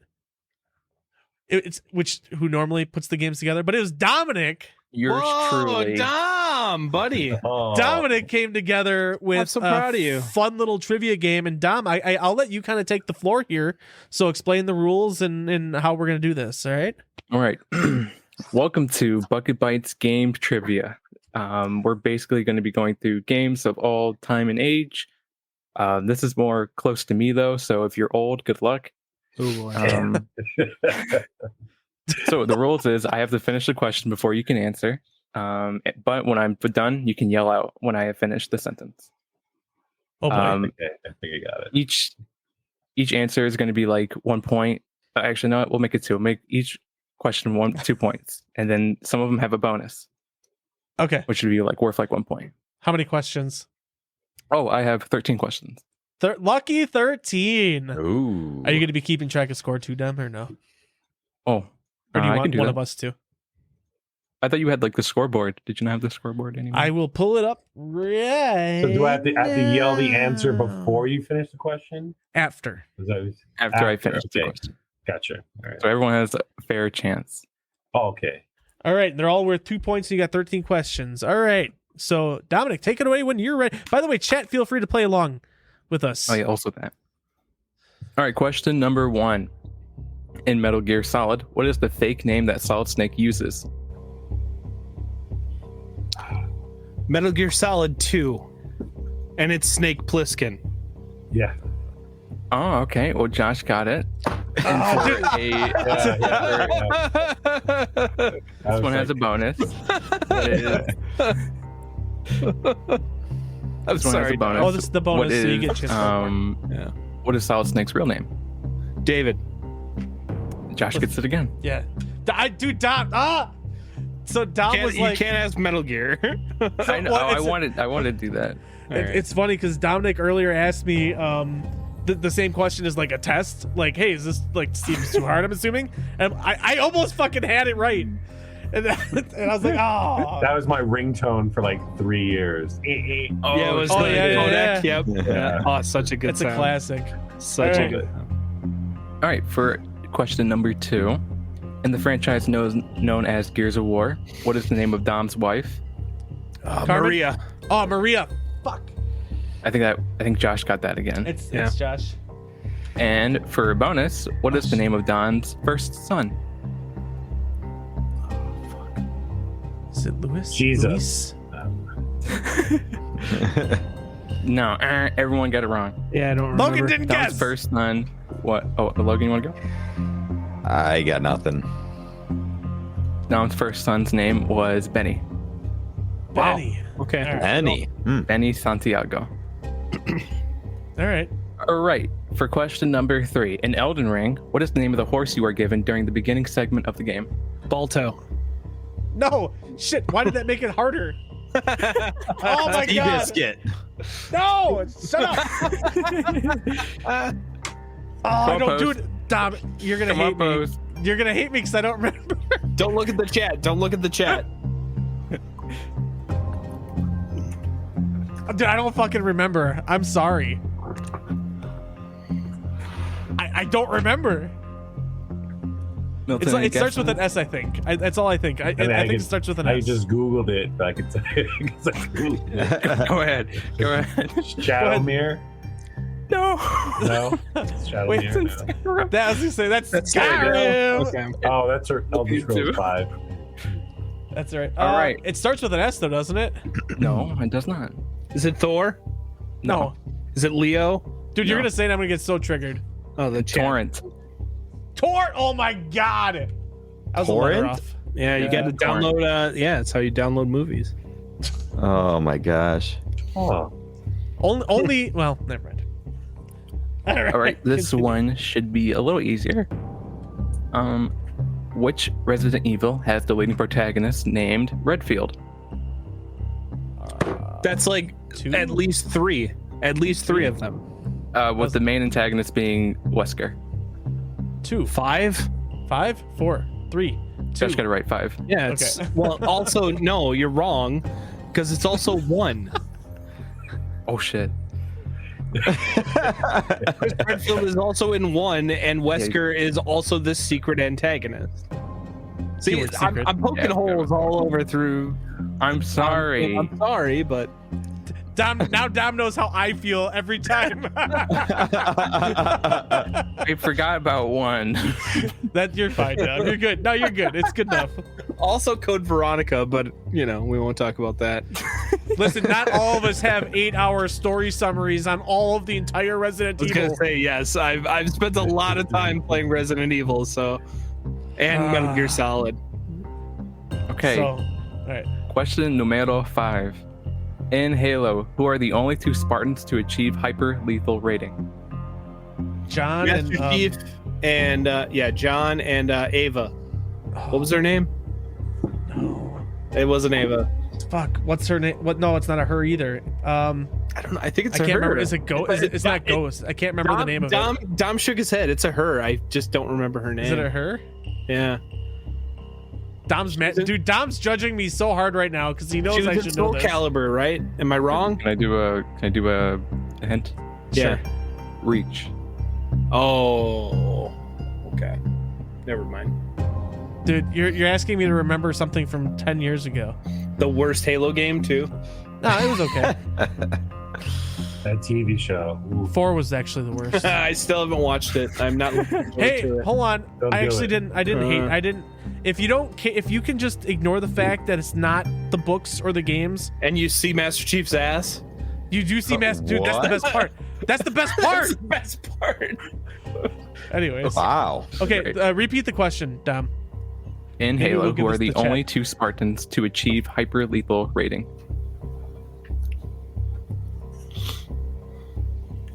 Oh, I don't know why Onyx comes in my mind either. No, it's a Pokemon. Yeah, I know.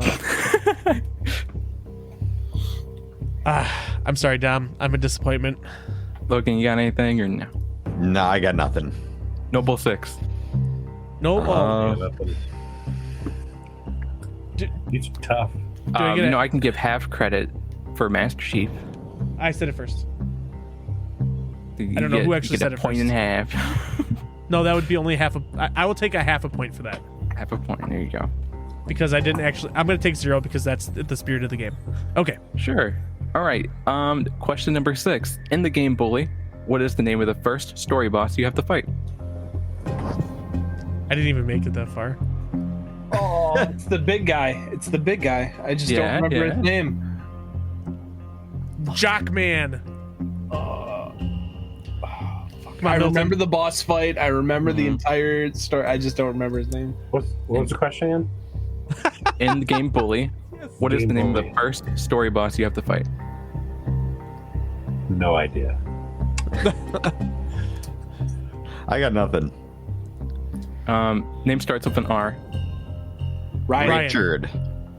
No. I think how Josh and I were like Ryan. Riley. No, I said Riley. Oh, you said Riley? Okay. Yeah. The leader of the bullies, Russell. I remember the boss fight. It's like in the cage. Yeah. Yep. It was a fun one. I like that one. I love that game. I could not remember his name. Dom, just for the record, these are actually really good trivia questions. I just want to let you know. Yeah, this is good. This is good. They're difficult, which I appreciate. And besides you getting them wrong, it's really good. Hey Milton, what's your favorite game ever? Milton, what's your favorite game series? I just started playing the game series again. I just blanked. What's it called? Not Halo. I forgot. Destiny? No, it's with the creatures that. Mass Effect. Thank you. Yeah. Oh, hell yes! Yes. Dude, ask those questions. I know those. So I know Mass Effect. Yeah. I never got around to it, and my friend put me on it, and like now I'm playing the remastered version. Yeah, just don't play Mass Effect 3 and you'll be good. Well, no, you can play Mass Effect 3 until like 80% of the way. That's true. Yeah. That's true. Yeah. If you see a little kid in Mass Effect 3, turn it off, and then just remember how great the rest of the series was. Yeah. But yeah, I love that series for some reason. Good. No, not for some reason. It's really good. No, Post and I are both huge Mass Effect fans. Sadly, I don't have any Mass Effect questions. I think you should because you're 3 years old. It's okay. Question number 7. Yes. What was the first Lord of the Rings video game? The Hobbit? Oh, it's a good one. The Twin Towers? No, there was the battle. So I know there was the Battle for Middle Earth, but I think there was like 1 or 2 games before that. There was an RTS game. Josh is right. It was an adventure game. 1982. Yep, it was a text-based game. Yep. Yeah. Wow. Which, fun fact, was a year after Donkey Kong came out. Yes. Oh. We played it on Suggestive Gaming. Go watch it. Did you? Yes. I would know that. I watched all Suggestive Gaming videos. All right. Question number 8. And in post, I'm watching you. Oh, shit. In the game Sunset Overdrive, who is the main antagonist? Oh, Fizco. Well, or are you talking about a person or the... Dude, bro. The video game sales market. Oh, I got it right? You got it right. It's Fizzy, but Fizco is Fizzy. Fizco, whatever. Yeah, Fizzy's the mascot. I don't know. I think I was correct. What'd you say? The video game sales market, because that game did not sell well. I feel like they were giving those games away free with boxes. They were. Sunset Overdrive made more money than Alan Wake 1 did. Just for the record. Yeah, but I will contest that because Sunset Overdrive was given away so much. So I'll say it was on Game Pass, so it made this much. Dude, we need to start asking about games from the 1970s here for Milton, okay? Come on. Whoa. What? I'm sorry, 80s? I'm here too. Some stress, all right? This is great some stress. The 70s? Jesus, Post. 70s. Whoa. Oh, my God. I was going to say, I'm chopped liver over here. My parents were born in the 70s. Yeah. No, were they really? No. Okay, but Doms were. Doms were for sure. Excellent. All right, Dom, keep running your show, bro. This is good. Yakuza Kiwami, who is Kiryu's deadliest enemy but closest friend. Majima. Josh gets it. Yes. Oh, that fucker with the ball cage. I had to do that fight. Oh, it was the worst. So did everybody else that played that game. Oh, no. Aziza was playing it, and like that ball fight was the worst. And I had to come in and step in. Yeah. Majima sucks, but everybody loves him. He's the wild card. Question number 10. In Lethal Company, what is the name of the easiest moon to land on? Ryan Post. Oh, Experiment. Or it's experimentation. Company. Logan gets it. All right. Technicalities. Dude, Milton's like, what's a lethal company? What's a lethal company? Yeah, exactly, right? What is that? It's a really fun game if you haven't played it. I'm so sorry. It's okay. It's all right. I got some Mass Effect trivia queued up after your questions. So. Okay, good. Oh, yeah. I mean, yeah. I may not necessarily know all the details of it. It's like that's all right. I'll give you some softballs. So I haven't looked at this question's very new. Well, not new, but 2020 new. So I don't know if anyone's gonna get it. In Cyberpunk 2077, what is the name of the villain that kills Johnny Silverhand and appears in the show Cyberpunk Edgerunners? Fuck! Is it like Hakura or something? Oh, Atom Smasher. Josh gets it. Yes! Dude, Josh is fired from the show. I'm just gonna ban him. Woo. Dude, Milton's like, dude, I'm fucking tired of this Josh guy. Kick him off the show already. I want to answer some questions. I wish somebody would kick me off the show. I'd have my Fridays free. Hey, Josh, you should roll to the left a little bit. Thank Someone you. came into the bar last week and gave me Oh shit! Holy fuck! Cyberpunk. That's sick. Dude, that's cool. That is really sick. That is really sick. We're gonna glue it in the bathroom wall. But... Yes. Put it in front of a urinal, like he's staring at you. That is so cool. Wow. All right. Question number 12. In Arkham Asylum, which iconic Batman villain poses as a security guard early in the game? The Scarecrow, right? Or no? Nope. The Joker? Poses as a guard early in the game. Oh, unless it's Riddler. Harley Quinn. No? All right, let's just go down. Go ahead. Hint? Can I do a hint? Yeah, sure. Actor. He's an actor. Clayface. Milton gets it. Yeah. Oh, yeah. It was Clayface. Clayface was a guard. That was a very good one. that was also worth 5 points if you guys didn't know. Oh shit! It was. It certainly was. On the fucking board. Ew. All right, here's another. This one's in 2008. Just gonna put that one out. Oh, good. I might In know the 2008 Star Wars game called The Force Unleashed, there's a famous Vader line that he says that has been memed a lot. What is that specific line? I just start playing that game. Did we repeat the question? Yeah. There is a Vader line that has been memed a lot from that game. I think it's towards the end of it. I'm Vader, bitch. I'd pay no money to see that. Any guesses? I just said it. That was my guess. Besides you. Oh, sorry. Luke, I'm your father? I don't know.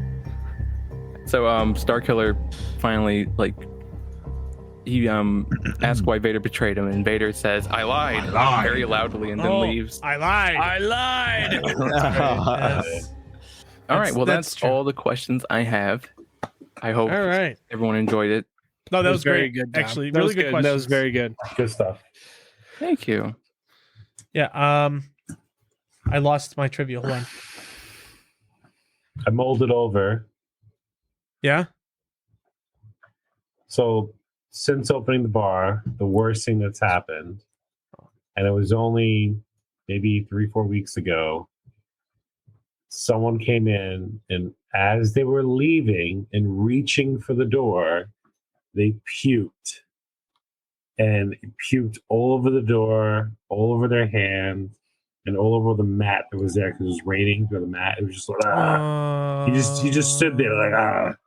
And then he opened the door and then walked outside. And that's it. He walked outside, went to the corner, puked. He had 2 beers. That was it. Oof. So he was probably like some edibles or something like that, or something was going on with him. Or he had. But more going on. It was pretty bad. So we had to bring out the gloves and pull the mats, and that's the worst. That's where the saying goes. That's why we can't have nice things. Mm-hmm. Yep. Yeah. Oh man, I'm sure that was awesome to deal with. I mean, we did have the second worst thing, or just at least hard to watch, was we did watch a couple break up, and it was harsh. This guy, I don't know what was going on, but they seemed really nice, and she was like every like nerd gamer guy's like dream woman, and they were just having she was having a time in their life, and he seems having fun, and it's like they're having a good time, and like I guess he just decided that was the moment, to sit at the corner of the bar and be like, oh, by the way, and she was like, really? Here? Now? And she started getting a little loud, and they started getting loud. I was like, guys, like, you had to bring out the taser. You got to take this somewhere else. Well, I keep a sword and a LARPing sword and shield behind the bars, just in case, So. Wow. Oh man, that's rough. That's. It's just like she's never going to come back here again. It's like the worst memory. It's it's like, don't do that. Don't come here for your breakup, like public setting. And that I'm assuming that happened at Brooklyn or no, that happened here. That happened here. He said here. At the I'm bar, sorry, I missed that. Probably like 2 months ago or something. We were only we got to find her and bring her back. Yeah, we totally should. Like, I wish I could just put it out and be like, look, I'm sorry. Dude, the technology's out there, dude. First drink face scan on us, Yeah. There you go. You heard it here on Bucket Bites. I'm sure she listens to the show. Your first date with whoever drinks are on us. Wait. Yeah, because you got to write that wrong, because now now. By the way, I hate that all of us are like involved in relationships, because I'd be like, all right, hang out with Logan. Hold my beer. I got this. Hold my beer. Yep. Go out with Logan. That's your redeeming night. But yeah. Hey, Josh, do you have any lowlights at a bar at all? What? Any lowlights at a bar? It's not a highlight, like a really bad experience that you had at a bar, or you caused maybe. Are you saying this that you know of one that I don't remember because I was drunk? Or no, okay. I don't know. I'm just curious. I don't think so. I think every time I've ever gone out, I've had an okay time. What about you, Logan? Pass. Yeah. Well, no. Yeah, you gotta tell us. Rewind. Come on. You don't have to dig up the tragedy. Don't worry. Yeah, it's not podcast worthy. Let's just put it that way. I don't know this. You act like people listen to this. All right, Dom. What about you? Does it involve ice cream? I'm sorry. At the ice cream, we're talking about the ice cream bar. What's the worst experience? I don't think I've had one. Of course not. Dom, have you ever even had alcohol? Huh?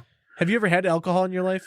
No, Dom has never had alcohol. He is under the age of 18. I am under this conversation. He's not under the age of 18. 21. We should not encourage this conversation.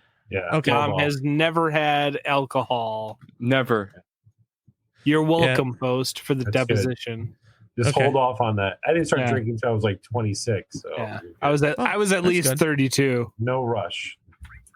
Yeah, I was for sure not 16 when I started. I was gonna say I was definitely not 15 or 16 years old. Dude, the worst part is like I'm like, oh, I definitely wasn't 20 and a half.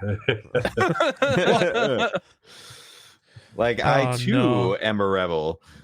That's worst experience I ever had, I would say that's worth saying, is I got thrown out of a bar downtown Milwaukee because there were some dudes. It was, I think, New Year's, and they were rolling up on some of my girlfriend's friends. You know, one of those, hey, like, because you're dancing with your friends, I can kind of slowly come up and kind of just start grinding on you, and it'd be totally kosher.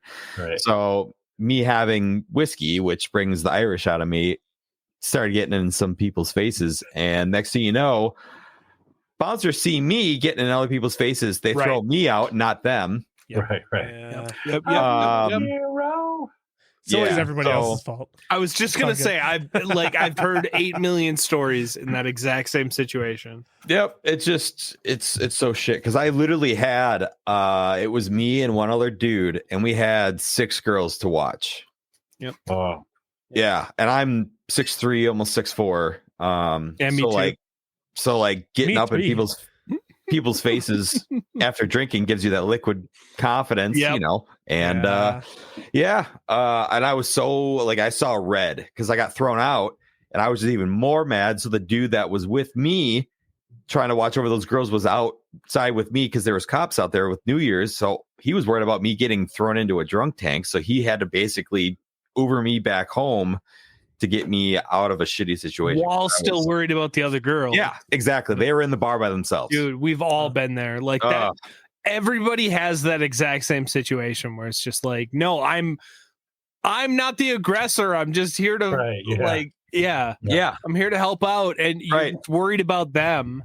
Right. Yeah. They didn't even assess the situation. So literally everybody's been in that same situation. That's probably my worst bar situation that's worth noting. And that Except one was Dom. Don't go to bars, Dom. Yeah, I never got kicked out of a bar. Have you ever been kicked out of anywhere? No. Not that I know of. Not that I know of. Because I'm trying to think. Actually, I have not been kicked out of somewhere, but I have gotten in a fight for a similar situation. Yeah. I wasn't kicked out. My low light was drinking almost an entire bottle of Jameson and throwing up in the sink and then leaving. Oof. I didn't realize that I just left. And I went back I went back the next day and apologized. That's cool. Yeah. I didn't. I mean, I'm surprised they didn't cut you off, considering that is kind of the bartender's job to monitor people, right? This place was 4 houses away. It was literally a half a block away from my parents' house, which is where I was. All right, I was planning on staying. Yes, yeah, and they know my dad very well, and we. Okay. So so the city Post and I are from used to hold the Guinness Book of World Records for the most amount of bars per square foot. Yes, it's not a joke. The city that Post and I grew up in, there's a lot of bars, so it makes a lot of sense that he's like, it was at the end of the block. That's true. That was a rough night. The only other story about drinking I have at all is on my bachelor party. All of my bachelor friends, Josh, you were there. We're trying to. Well, no, you weren't there. You weren't there for the bachelor party. Because I didn't drive. I couldn't get there. That's right. That was literally the only reason I wasn't there. I didn't have a driver's license. We were about to. They were trying to talk me into doing a body shot off of some girl when my wife and I said no, which smart. Good for me, I guess. My wife comes around the corner. Not even 2 minutes later. Ooh. Yeah. And I'm like, oh man, dodged a bullet. Anyways, so Milton, you'll be hearing about that for the rest of your life. Oh, seriously. I do plenty of other dumb things that I hear about every day. So well, it's okay. You guys come by, we'll throw other people out. We'll just we'll pick them from the crowd. So Milton, I don't want to take up too much more of your time. I just have two last things I want to talk about. Okay. Sure. I know. So number one, are you into handheld gaming really at all? Not counting like game. I'm talking more like the new age of handhelds. No. Okay, so this I never even even owned the Switch until we got the place. Oh, that's kind of cool, actually. Good for you. But go ahead. Go ahead. No, I was just saying part of when I decided to start really hardcore skating for the bar, and that meant like no movies, no like not going out, and my gameplay and everything was just like I'm not buying anything. So sure. So I held off as long as possible for the Switch. I mean, it was, oh my gosh, everyone was telling me about it, and I was like, I'm just not going to do it. So I respect that. Just real quick, third thing that I'm adding to this is what common office or home household item, I guess, whatever, were the Geth based off of in Mass Effect?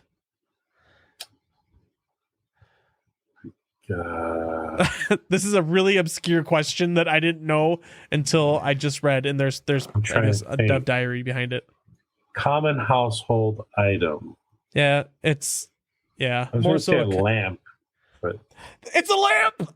Yeah, it's a fucking table lamp. So there you go. That's worth 15 points. Milton wins the game.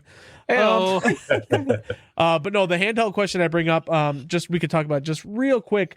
But Josh, I don't know if you saw this. MSI teased the new like Steam Deck ROG Ally type thing. Oh, I can't even keep track anymore. I know there's a lot now. It's too many. So all they did was tease it, and rumors are swirling around that it's going to be Intel based on both CPU and GPU. So it's going to be Intel Arc on the GPU. They're not formally announcing it until CES, which is next in like a week. So actually Monday or Tuesday. So be on the lookout for that, because that'll be kind of interesting to see if that kind of steps up some of the performance. I think we're kind of in that time frame now where I think we need better hardware on some of these handhelds just a little bit. So the last thing that I have, I guess I lied again. I have two things again. Number one, do you have the Necronomicon on display down there? I don't have it on display. It's in this room somewhere. Oh, you keep it there? I need to clean. I have a glass jar for it, right? Yes. And it's really thick, and I would hand it out at parties for people to sign, like guests. Oh, and like, does it have like pages and shit in it? It has pages in it. It opens? It opens. It's a blank pages, and we started drawing some of the Nomicon. Dude, that's so fucking awesome. Mostly we use it as a guest book. So I like that. Actually. It's got some wear and tear on it. So it's funny you bring that up, because just today I was thinking of I have like a to-do list of like projects and stuff of like to bring downstairs decor, and I'm procrastinating finishing the high scoreboard. And I was like, I should work on the I can't even say it. Necronomicon, and clean it up, because it's got some like dust on the front of it. Yeah, sure. And it's really thick. And I was thinking like, oh, should I keep the old pages from the old parties? So I was just thinking today about that, because I want to really put in the pages, have them, either my wife draw them or have someone draw them, and then just make a new guest book out of it. Yeah. So dude, that's so bring that up. Awesome. I was just thinking about it. It's somewhere right dude, you need to tell me the day you bring it down for people to be able to sign for like a guest, whatever, even if it's just people just randomly at the bar, because I will 100% drop what I'm doing to come down and sign my name in the Necronomicon, because I think that's just so bad. It looks really cool. It's on his Instagram what's your is it Checkpoint Bar, or it's Checkpoint Kenosha. Checkpoint Kenosha. So make sure you guys check that out. And scroll down. There's a lot of really cool shit on there. Yeah, if you scroll down, you'll see some events from back in the day, and we have a cabinet of oddities in the back of the bar here, and it's got a ton of props from different movies. Cool. We've got the Fifth Element statues. We've got the milk carton from the Lost Boys. We've got Hellraiser cube, and even Rick's portal gun. So we've got a bunch of stuff in there, and on the wall, we have about 15 maps from different movies, like Back to the Future. We have the Home Alone map, and other stuff. So there's a Home Alone map. Yeah, his battle plan that he drew up in the movie. Okay. So that's sick. So That's sick. That's really cool. So we've been pegging you with a lot of questions. Something I'd like to give the opportunity for you is, if you have any questions, you don't have to, but if you have any questions for any of us, either collectively or individually, I do have one question collectively.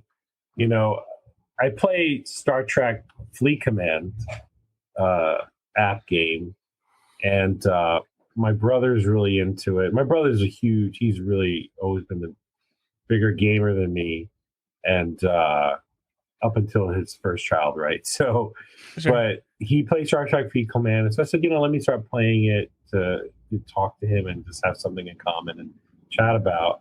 But man, like, where do people and like you guys consider people who play like these app-based games as far as like gamer level? Because let me tell you, there's you probably already know, but there's some hardcore people on that game that are just so super serious about it. There's they have their alliance and 50 people, and they're yelling at you because you're not at the raid. And I'm like, whoa, like I'm just mining some dilithium here, just doing my thing, So where does that rate, like, how do you guys feel about that? Because that's got to be a whole segment of gaming, right? These app-based games. I'd rate them high, honestly, because I feel like there's the majority of the gaming community, to some degree, views them less because it's not a console and it's just your phone. So it's almost like maybe it's like they have a chip on their shoulder a little bit to take it extra serious. I know I've watched a ton of like shooter, like iPad / phone gamers that take it super seriously, and it's like a whole, like, that's all they use. So I would view them high. I mean, arguably I would hate to get in the weeds of like them ranking higher over certain different consoles per se, but I think they're up there. They're right along with the rest of the consoles, considering how much time and effort they dedicate to their hobby of that game that they play. Truly, right. Fair. That's a good point. Dom. So basically, it's like if mobile people are gamers or classified as gamers, right? Or am I missing? Yeah, essentially. You know what? I think they are, because it's still a game and they're active in that game field per se. So I think they're gamers. Gaming. All right, Josh. I actually know a couple people who are really into these mobile games. Not anything Star Trek related, because if they were, I would never talk to them. So for the record, my last name is Picard. And I've hated Star Trek since the day I was born. Just because I'm a bald man, and every single time I go out of my house, I am called Captain Picard, so I will never like that franchise. But no, I think mobile games are very important in certain ways. Whales are a crucial part of mobile games. So if you pay a lot of money to get, high up on levels, good for you. Go ahead.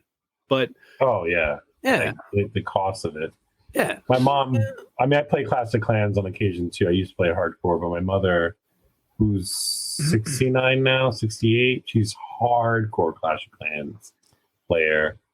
And so she, I'm always like chastising her. I'm like, what do you, like, you're spending all this money on this? And she's like, I'm retired. Leave me alone. Yeah, it's not your inheritance. Shut up. Yeah.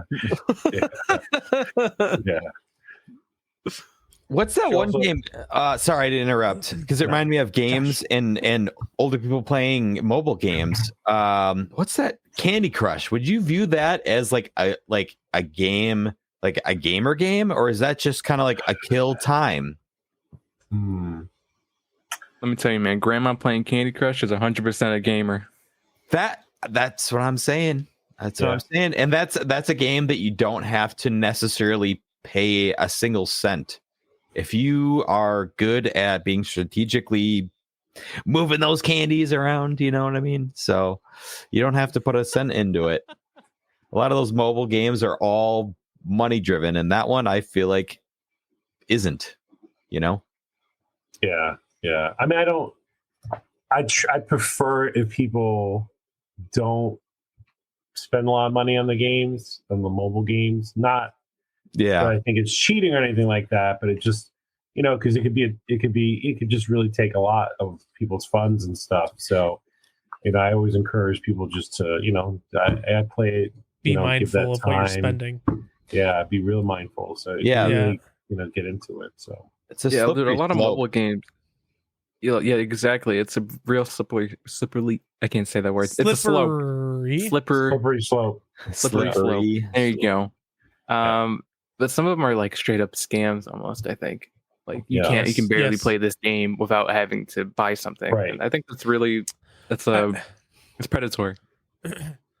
Not all, but I think you're safer playing games that are officially licensed by some kind. Not in all instances, but if you're playing something that's a mobile game that requires timing or has that third premium type of currency that will force you to spend money, a lot of licensed games I feel like are okay. They don't push it too hard, but I guess rewinding, I'll just say this. I don't mind if somebody wants to spend money on a game to help support the development of it. They like it, whatever. But it's you once you go down that pitfall of spending money to save time and effort and energy, that's too much, dude. And there's too many games. I personally don't like those games. I don't think less of people who like those games, to answer your question, Milton. So yeah. I think the only thing that bothers me most about it is when people are spending a lot of money and they're just just leapfrogging ahead. Oh, okay. Yeah. Yes, it's like, but I think that's a problem through all, especially over the last 5-10 years, is people buying, they pick up a game and they're just buying that armor at the start of it and stuff like that. So, but to each their own. And I guess what's important, like you were saying, is about how much time they're putting in, that passion, that hobby, however they get to it. My mom's 69, like I said, and she plays God of War. It's like she likes a lot of horror games so and awesome, stuff like dude. that. That's very cool. And so it's like for her, what other than, back in the day, she can call my nephews and they would come over because they live in the same complex. But now that they're older, so she's doing a lot of mobile app games and stuff. So it's like what keeps her happy, So who am I to judge? So it makes sense for her to sort of pay that because she doesn't want to wait. Right. It's either time or money for those games. It really feels like crafting, additional defenses around your base or whatever. Yeah. So, Milton, I did have Josh had to go run real quick. He's coming back. This is like the ultimate Midwest goodbye, and I apologize. Like looking for his Necronomicon. I'm like, oh God, Milton's like looking at the time, looking, how do I get out of this? Looking for every way to get out. I'm like, where is it? Milton, the last question I do have two. I'm sorry. This is the bucket. Right. I got plenty of time. Bucket Bites Midwest Goodbye is just me really remembering all the questions I forgot to ask throughout the entire show. Second to last question is, can you go into depth, a little bit of detail on what made this whole Lego Masters tournament so important to Checkpoint?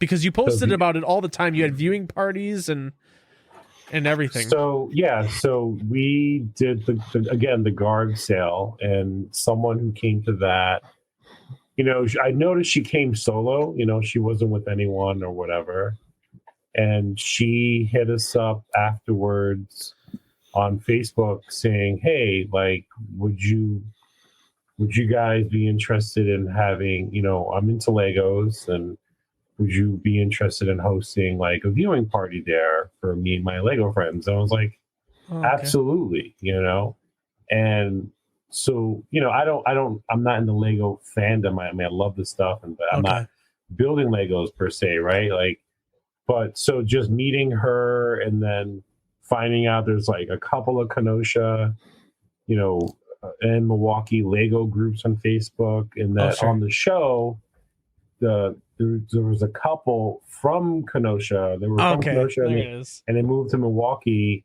They were on the show, so now it became something to root for. Just going into that world, into that fandom, and learning about it, and sort of experiencing the passion of that fandom through those people. It was just a great experience, and they were coming in on Thursdays, anywhere from like 2 to 7 people, depending upon the episode. And they were bringing in their own Lego sets with them and building along with the theme within that hour.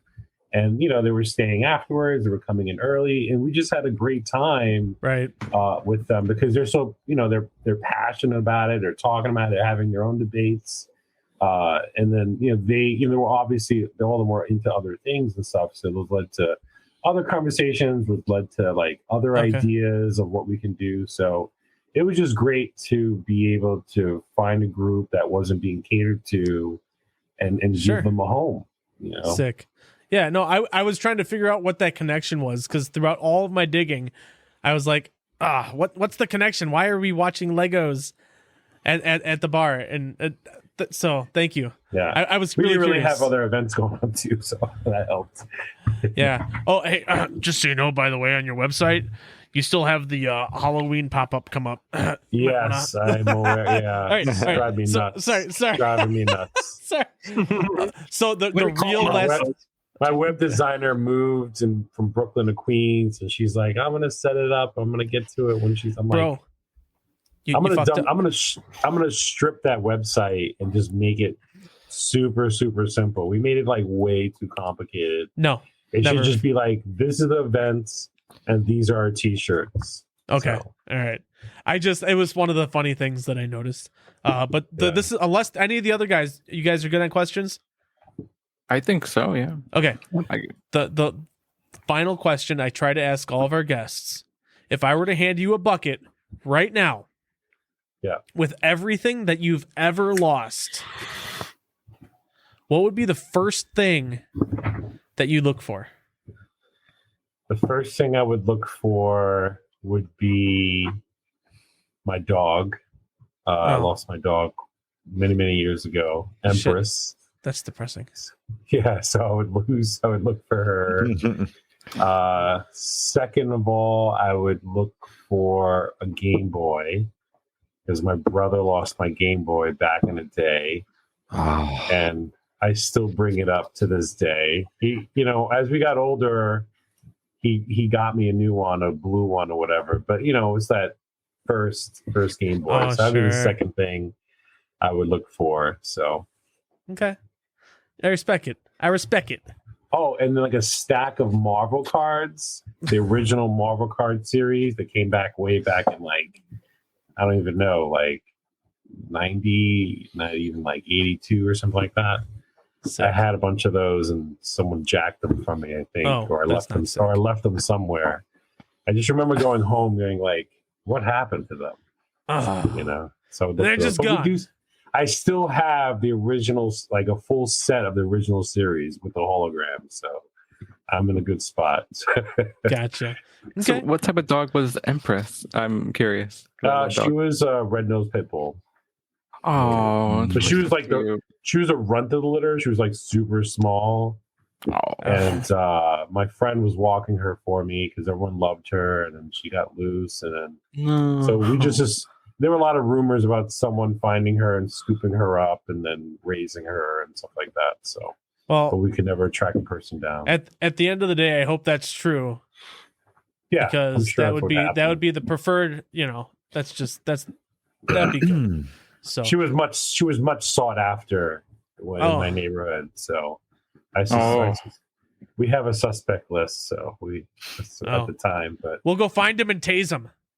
That's the we went theme. looking a couple times. There was a couple guys who couldn't find. They were, all of a sudden they were never around. So sure, they just took her and ran. So all right. Well, Milton, is there, before we wrap things up, I guess I'll leave the floor to you just real quick. Is there anything going on at Checkpoint that like you got coming up, events, big things going on? Just feel free to shout out your stuff. We have karaoke nights coming up on Wednesdays. We're going to give Wednesday a try for them. We'll see how that goes. Might move it Thursday. We have the drink and draw coming up on January 25th, the last Thursday in January. We have some origami nights coming up as well. We also have some high score nights where you come in, try to beat the high score page on our boards and win a shot if you beat the high score. And ultimately, the most important thing I can say is we're new. We're just really getting into the groove of things. We spent the last couple months shaking things out, buying equipment and stuff we needed. And now we're really getting into organizing events. So really for us is about meeting people and letting us know what they're looking for, what they want to do. Because sky's the limit for us. People come in with ideas and we're like, let's do it. That's how the drawing night happened. That's how origami night happened. That's how everything we've been doing. It's someone said, hey, I'd like to do this. This is what I'm into. And we said, this is great. Let's do it. Regardless if one person shows up or 50 people show up, it's about trying it and giving everyone the opportunity to feel like this is their spot. That's awesome that you're willing to hear, maybe every idea, not just the ones that will sell and bring people in the door. Because it's all about, it's more about creating that environment for everyone. That's super special. I tell you, we had a couple come in on the Thursday. It was a Thursday after Lego Masters. It was pretty slow. It was maybe 10 people in the bar, and a couple came in. They wanted to try it out. They heard about us. And, she must have been somewhere around 55. He was around 60. And they just wanted to come in. She literally somebody walked in. She just wanted to come in for a drink and check us out. She stayed for 4 hours. They said for 4 or 5 hours. And about somewhere around the first hour, it came out that she was super into Star Wars, obsessively into Star Wars, and had the most amazing stories about how when the Star Wars figures and the toys came out, it changed her life, how she wrote letters to Hasbro because she lost some pieces, and how they mailed her all these pieces as replacements. And then we put Star Wars on the televisions for her to watch while she was there. And she was like, oh my God, I can watch Star Wars while I'm having a drink. And, they loved it. And they were there for hours and hours. And she's into poetry and writing. We had a huge discussion about her coming out as a poet and a writer. And we've reached out to the Kenosha Writers Guild to have a poetry night. So that'll be coming up as well. We just haven't heard back from them. So we're trying to awesome. So just it's really what it's about. And so stuff like that, when it happens, it's just magic. I'm not an artist. I don't consider myself an artist, and you should though. I'm not into one thing, but the one thing I've always been good at is organizing events and putting people together. So that's what I bring to the table. So it's great to do that, and then see the people come out, and realize that oh man, this is what this is for. This place was built for me. You know. No, it's great. It's great. There more and more, and because of you, more and more places like this are popping up, and it's great for the community. So Milton, from the bottom of my heart, thank you so much for taking the time out of a crazy, coming out of a bar on a Friday night at, between 9 and 11 is... That's right. I'm watching the cameras right here. Yeah, man. Well, busy, I really appreciate He's holding you. It down. Mike's holding it down. That's great. That's great, dude. But no, I really appreciate you coming on. You were a pleasure to have on. A lot of really great conversation there. I really enjoyed that. And I am looking forward to coming down to Kenosha and visiting you sometime in the very near future, just to pop in and say, have a drink. Thank you guys. It's been great. It was amazing. On the show. And you guys are always welcome to come by. Your first round's on me. Yes. Just, let me know. Maybe Midwest when you come down to Midwest. If you say second as well, I'll be there. Second for you, sir. Absolutely. Oh, thank you, buddy. We might put some Star Trek on the screen though. Oh no! I'll wear a wig. That's awesome. All right, guys. Well, hey, thank you everybody for watching. Watching? Jesus Christ. Yeah, whatever. That's the English we use here on Bucket Bites. But no, thank you for everybody watching us live here on twitch.tv/Bucket Bites, also our YouTube, and wherever else that I choose to make us go live. I'm not sure, that's kind of up in the air. But everybody listening to us on Spotify or other platform, make sure you check out Milton at Checkpoint Bar. Is it checkpointbar.com? At checkpointbar.com. On our social media, you can find us under Checkpoint Kenosha. That's right. So on look it out there. Social media platforms. Awesome. Milton, thank you so much, everybody live. We'll check you next time. We'll be live next week, Friday, with just ourselves. No guests, because, can't have one every week. But anyways, have a great one. Happy New Year, everybody. Bucket Bites is out. Bye. Tom always has to get the last bye in there.